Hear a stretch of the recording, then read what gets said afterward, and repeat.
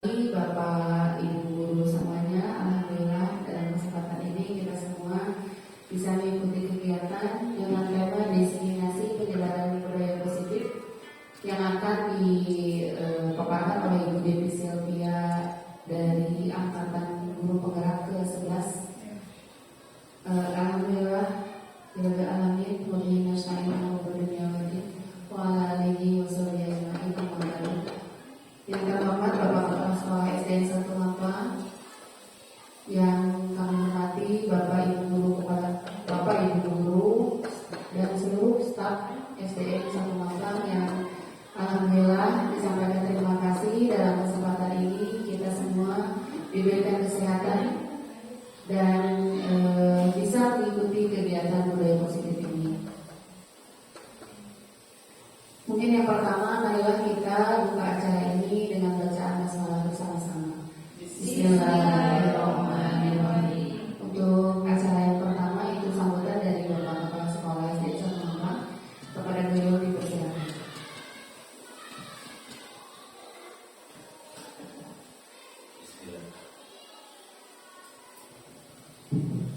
Bismillahirrahmanirrahim. Assalamualaikum warahmatullahi wabarakatuh. Saya hormati Guru SDN 1 Mampang. Terima kasih untuk awal kata itu kepada pembawa acara untuk membersihkan waktu terkait dengan tugas guru penggerak angkatan berapa Bu? Angkatan 11 tentang budaya diseminasi menyebarkan pemahaman dan penerapan pengalaman budaya positif. Tidak banyak yang saya sampaikan dalam hal ini. Inti dari atau implementasi dari kegiatan ini yaitu tentang budaya positif.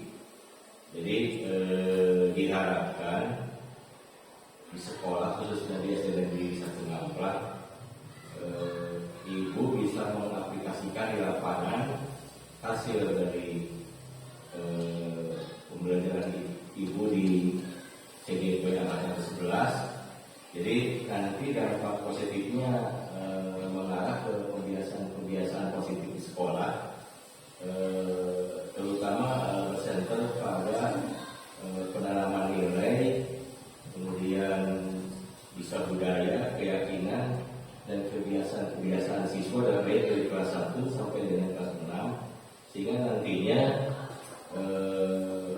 hasil yang diharapkan dari budaya positif itu membawa anak atau membawa peserta didik ke arah yang lebih baik dalam penanaman karakter, penanaman nilai-nilai, terutama nilai religi. Kemudian anak bisa berpikir kritis, terutama dalam pembelajaran, dan sesuatu yang dilakukan anak itu bisa dipertanggungjawabkan secara moral. Itu saja Bu terkait sambutan dari saya sebagai kepala sekolah. Semoga dampak positifnya dapat dirasakan oleh seluruh yang terlibat dalam pembelajaran di SDN 1 Mampang, baik dari kepala sekolah, rekan guru, terutama sentra khususnya adalah peserta didik. Demikian, terima kasih. Sampaikan terima kasih kepada Bapak Kepala Sekolah yang sudah memaparkan sedikit terkait dengan pemahaman budaya positif ini. Untuk selanjutnya acara inti yaitu diseminasi menyebarkan pemahaman dan penerapan pengalaman budaya positif oleh Ibu Devi Sylvia SDN 1 Mampang. Dipersilakan.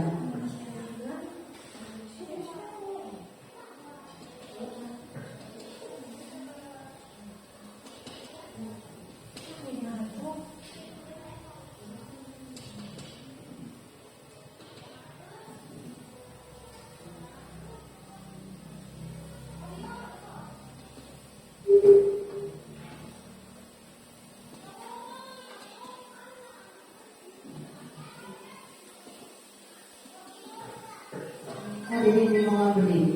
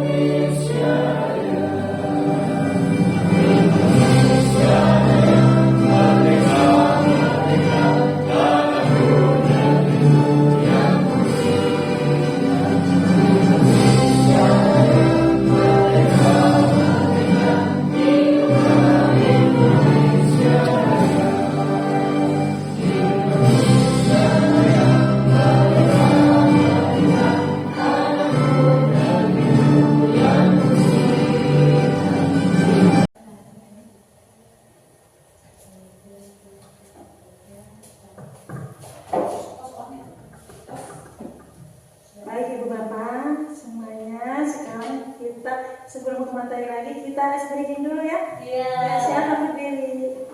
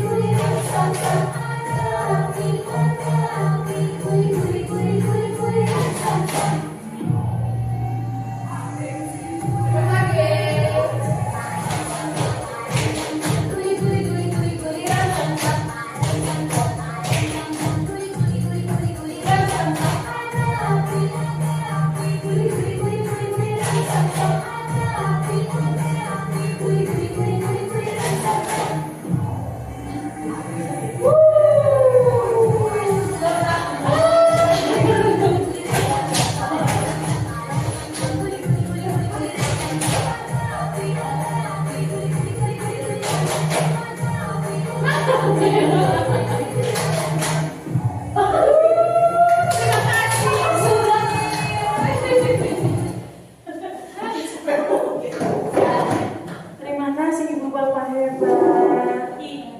Dan sekarang kita ke materi lagi ya. Pengalaman budaya positif. Next slide. Di belakang. Next slide Bu. Apa itu budaya positif? Next slide Bu.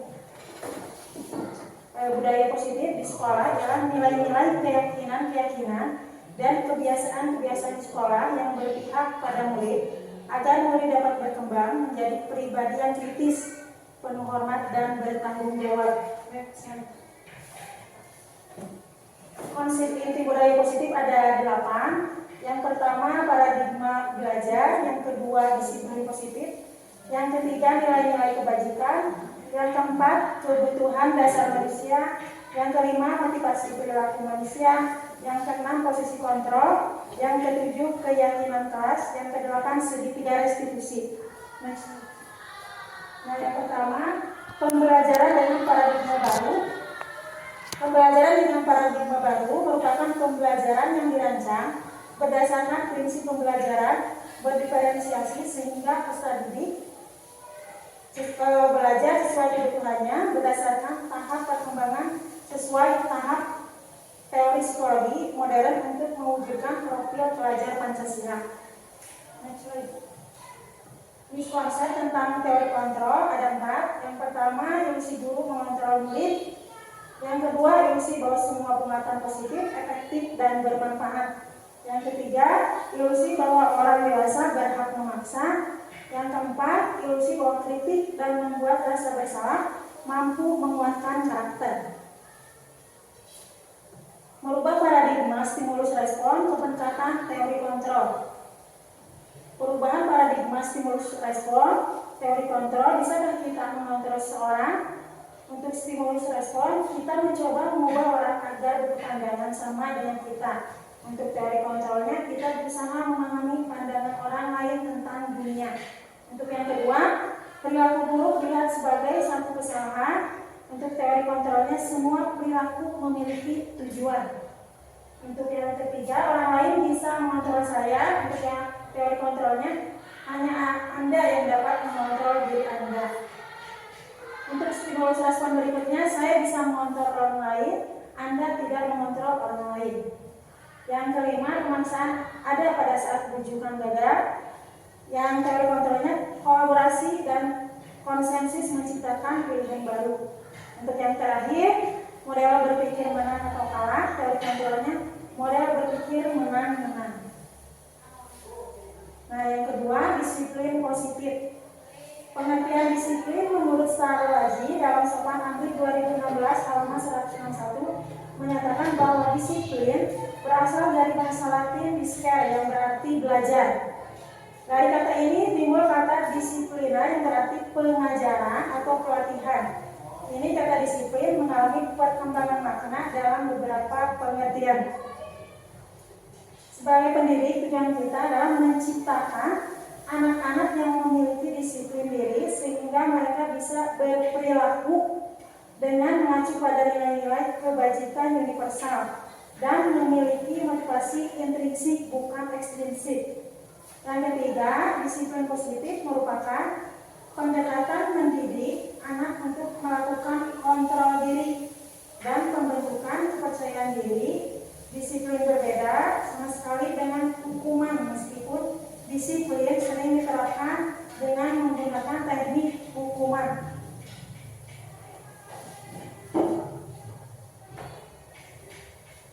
Yang ketiga, nilai-nilai kebajikan. Nilai-nilai kebajikan universal bisa berupa antara lain keadilan, keselamatan, tanggung jawab, kejujuran, rasa syukur, lurus hati, berprinsip, integritas, kasih sayang, rajin, berkomitmen, percaya diri, kesabaran, keamanan. Nah, di sini yang keempat, kebutuhan dasar manusia itu ada 5 ya. Yang pertama, bertahan hidup. Yang kedua, kasih sayang. Yang ketiga, kebebasan. Yang keempat, kesenangan. Yang kelima, penguasaan. Kebutuhan dasar manusia yang pertama, bertahan hidup. Contohnya makanan, pakaian, tempat tinggal, keamanan, dan keselamatan. Dan kesehatan. Yang kedua, kasih sayang dan rasa diterima. Contohnya rasa diterima, dipedulikan, berbagi, kerjasama, menjadi bagian dari kelompok. Untuk yang ketiga, penguasaan. Contohnya harga diri, keinginan untuk dianggap, memimpin, berprestasi, diakui, dan didengar. Untuk yang keempat, kebebasan. Contohnya mandiri, memiliki pilihan, mencoba hal baru, mampu mengendalikan arah dirinya. Untuk yang kelima, yaitu kesenangan. Contohnya bermain, humor, antusiasme, dan tertawa. Yang kelima adalah motivasi perilaku manusia. Untuk menghindari ketidaknyamanan atau hukuman, untuk mendapatkan imbalan atau penghargaan dari orang lain. Itu motivasi ekstrinsik. Untuk menjadi orang yang mereka inginkan dan menghargai diri sendiri dengan nilai-nilai yang mereka percaya, itu motivasi intrinsik. Nah, di sini ada hukuman. Hukuman itu tidak terencana atau tiba-tiba. Murid tidak tahu apa yang akan terjadi atau tidak dilibatkan. Bersifat satu arah berupa hukuman fisik. Yang kedua, konsekuensi terencana atau disepakati sesuai peraturan. Murid dibuat tetap tidak nyaman. Yang ketiga, sikap guru selalu memonitor murid. Yang ketiga, restitusi, proses menciptakan kondisi bagi murid untuk memperbaiki kesalahan. Yang kedua, proses kolaboratif yang mengajarkan murid untuk mencari solusi sendiri. Yang keenam,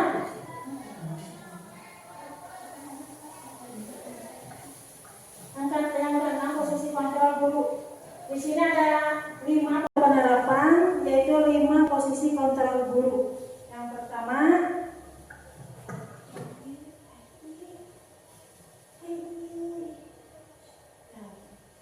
Yang pertama, penghukum. Yang kedua yaitu membuat rasa bersalah. Yang ketiga, di sini posisi kontrol guru sebagai teman. Yang keempat, posisi kontrol guru sebagai pemantau. Yang kelima, sebagai manajer. Di sini ada contoh kasus, yaitu siswa tidak memakai atribut lengkap saat upacara. Nah, di sini hormat pada bendera selama 1 jam. Di sini posisi kontrol guru sebagai penghukum.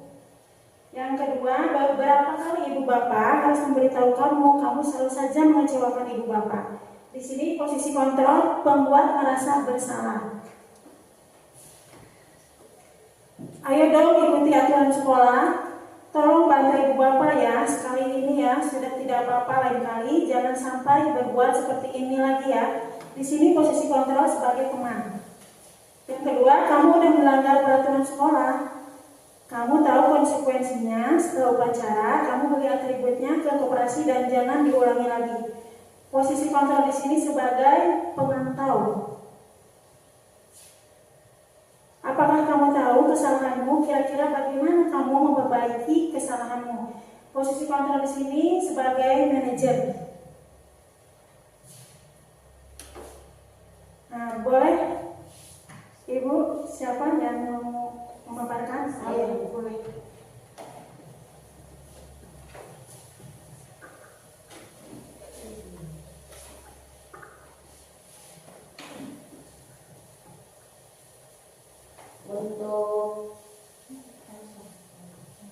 Untuk contoh yang ada di depan, lari mengelilingi lapangan. Lari mengelilingi lapangan merupakan hukuman. Untuk push up 15 kali itu termasuk hukuman. Memecahkan kaca lalu siswa disuruh menggantinya itu termasuk konsekuensi. Siswa mencoret-coret tembok sekolah lalu disuruh membersihkannya itu termasuk konsekuensi. Terima kasih Bu Sophie atas pemaparannya.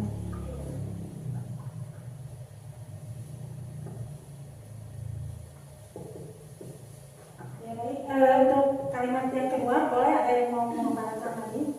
Ya, silakan Bu.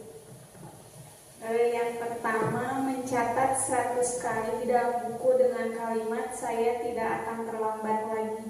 Itu masuknya hukuman. Yang kedua, murid disuruh untuk tidak mengenakan sepatu seharian di sekolah karena tidak mengenakan sepatu hitam. Itu juga hukuman.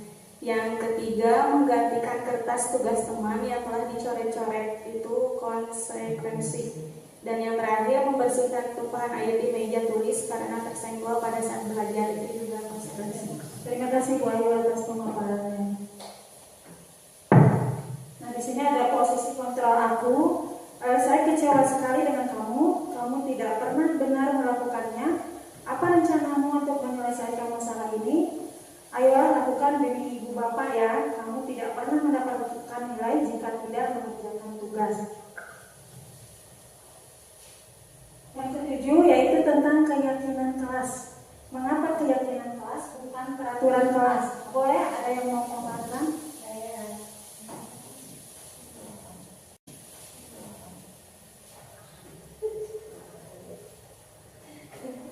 Keyakinan kelas itu apa? Keyakinan kelas adalah kesepakatan yang diciptakan atau dibuat antara guru dan murid untuk menciptakan lingkungan belajar yang produktif dan positif. Sedangkan peraturan kelas biasanya dibuat oleh guru tanpa melibatkan murid. Terima kasih Bu Pani atas pemaparannya. Ya betul sekali ya Bu Pani. Kalau keyakinan kelas itu dibuat antara guru dengan murid secara bersama-sama untuk menciptakan lingkungan yang positif. Sedangkan peraturan kelas itu dibuat secara pribadi oleh guru tanpa melibatkan murid. Untuk pembentukan keyakinan kelas, yang pertama bersifat abstrak berupa pernyataan universal. Yang kedua dibuat dalam pernyataan positif sedikit saja agar mudah diingat sesuai dengan kondisi kelas dan sekolah sehingga mudah diterapkan semua warga sekolah.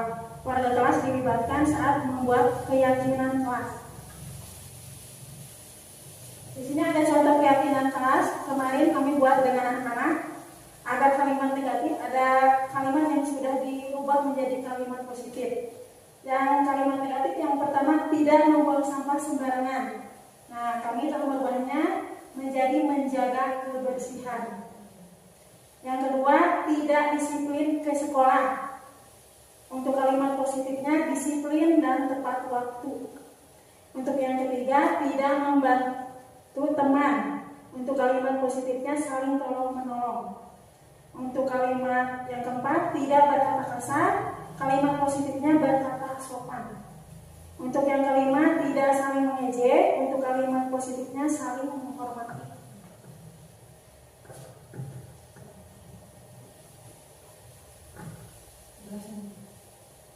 Nah, yang kedelapan adalah segitiga restitusi, di mana yang pertama menstabilkan identitas, yang kedua validasi tindakan yang salah, yang ketiga menanyakan keyakinan.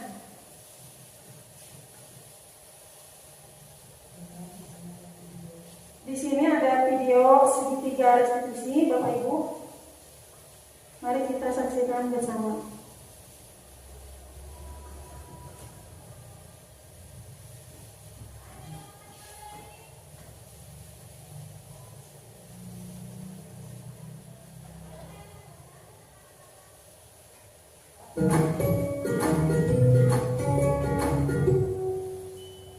Salam dan bahagia Ibu dan Bapak guru hebat.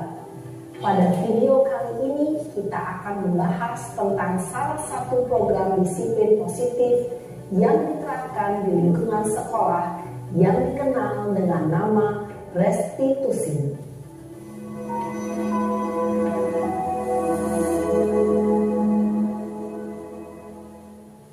Restitusi dikembangkan oleh pakar pendidikan Diane Gosson, berlandaskan pada teori kontrol Dr. William Glasser. Segitiga restitusi adalah suatu proses dialog yang dijalankan oleh guru atau orang tua agar dapat menghasilkan murid yang mandiri dan bertanggung jawab. Pada saat guru di posisi manajer, aspek yang dikembangkan pada murid adalah motivasi intrinsik, sehingga penanaman nilai-nilai kebajikan dapat tumbuh dan berkembang menjadi suatu kebiasaan positif yang akhirnya membentuk karakter murid. Proses dialog ini terdiri dari 3 langkah yang digambarkan pada ketiga sisi pada segitiga restitusi. Sisi pertama adalah menstabilkan identitas. Sisi yang kedua adalah validasi tindakan yang salah. Dan sisi yang ketiga adalah menanyakan keyakinan. Ibu dan Bapak guru, berikut ini akan ditunjukkan bagaimana seorang guru berada dalam posisi manajer menggunakan penerapan segitiga restitusi.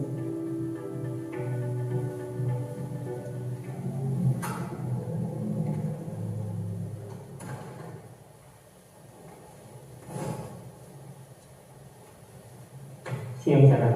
Siang Pak. Sudah lama gak ketemu Sarah. Kenapa hari ini ada di sini? Kesel Pak, kesel banget.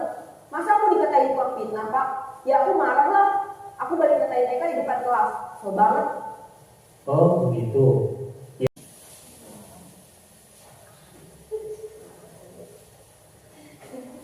Keyakinan kelas itu apa?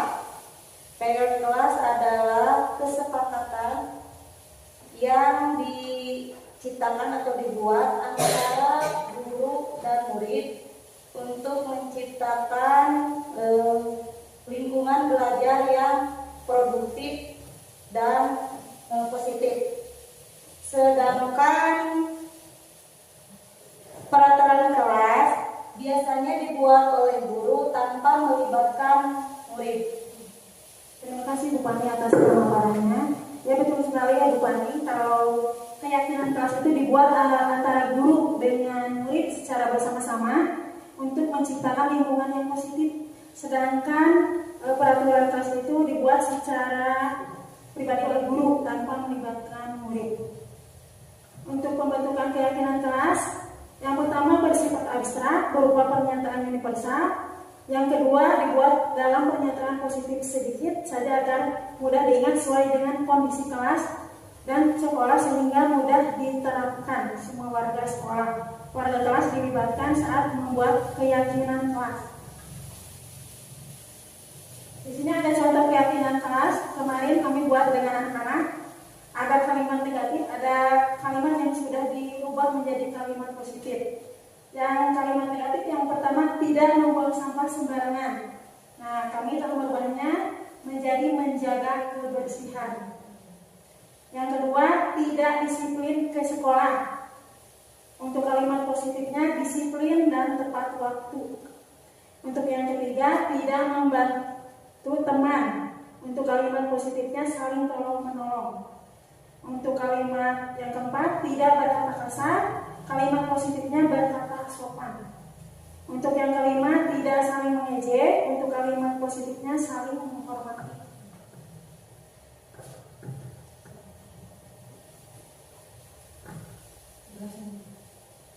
Nah, yang kedelapan adalah segitiga restitusi, di mana yang pertama menstabilkan identitas, yang kedua validasi tindakan yang salah, yang ketiga menanyakan keyakinan.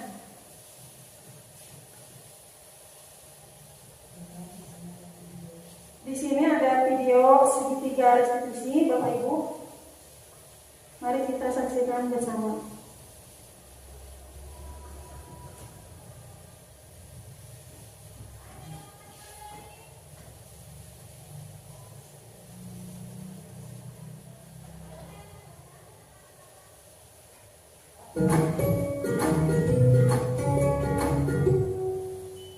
Salam dan bahagia Ibu dan Bapak guru hebat.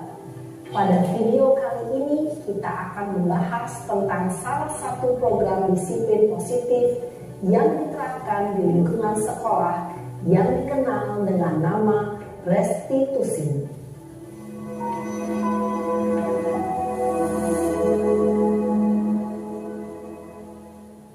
Restitusi dikembangkan oleh pakar pendidikan Dair Gosen, berlandaskan pada teori kontrol Dr. William Glasser. Segitiga restitusi adalah suatu proses dialog yang dijalankan oleh guru atau orang tua agar dapat menghasilkan murid yang mandiri dan bertanggung jawab. Pada saat guru di posisi manajer, aspek yang dikembangkan pada murid adalah motivasi intrinsik, sehingga penanaman nilai-nilai kebajikan dapat tumbuh dan berkembang menjadi suatu kebiasaan positif yang akhirnya membentuk karakter murid. Proses dialog ini terdiri dari 3 langkah yang digambarkan pada ketiga sisi pada segitiga restitusi. Sisi pertama adalah menstabilkan identitas.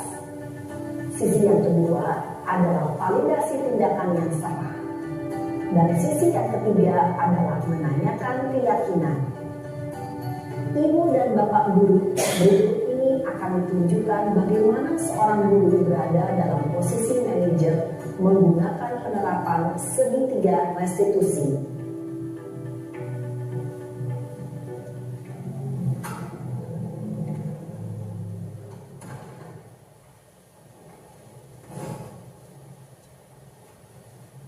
Siang Sarah. Siang Pak. Sudah lama nggak ketemu Sarah. Kenapa hari ini ada di sini? Kesel Pak, kesel banget. Masa aku dikatain tukang fitnah Pak? Ya aku marah lah. Aku balik katain Eka di depan kelas. Kesel banget. Oh begitu. Baik Bapak Ibu, terima kasih telah menyaksikan video berikut tentang segitiga restitusi. Di sini saya akan memaparkan sedikit ya. Yang pertama, menstabilkan identitas. Berdasarkan prinsip membuat kesalahan adalah bagian dari proses pembelajaran. Berbuat salah itu wajar, tidak ada manusia yang sempurna. Ibu bapak juga pernah melakukan itu. Bapak ibu tidak mau mencari siapa yang salah, ibu bapak ingin mencari solusi dari permasalahan ini. Kamu berhak merasa begitu. Yang kedua yaitu validasi tindakan yang salah. Berdasarkan prinsip setiap perilaku berupaya memenuhi kebutuhan tertentu. Kamu pasti punya alasan mengapa melakukan hal itu. Padahal kamu bisa melakukan yang lebih buruk dari ini. Kamu patut bangga karena telah melindungi sesuatu yang penting buat kamu. Kamu melakukannya karena mempertahankan sesuatu yang penting bagimu. Yang ketiga yaitu menanyakan keyakinan. Berdasarkan prinsip teori kontrol bahwa pada dasarnya kita termotivasi secara intrinsik. Apa keyakinan kelas kita, nilai-nilai apa yang telah disepakati bersama, seperti apa gambaran sebuah kelas yang ideal buat kamu ingin menjadi orang yang seperti apa. Nah, di sini sudah sampai pada kesimpulannya, Ibu. Alhamdulillah dari awal sampai akhir kita sudah mengikuti diseminasi pengibasan budaya positif di sekolah ini. Diucapkan terima kasih kepada Bapak Kepala Sekolah dan seluruh staf yang hadir dari awal sampai akhir. Mari kita akhiri acara ini dengan bacaan alhamdulillah bersama-sama. Alhamdulillahirabbil alamin. Saya mohon undur diri sebagai MC. Wabillahi taufiq wal hidayah. Wassalamualaikum warahmatullahi wabarakatuh.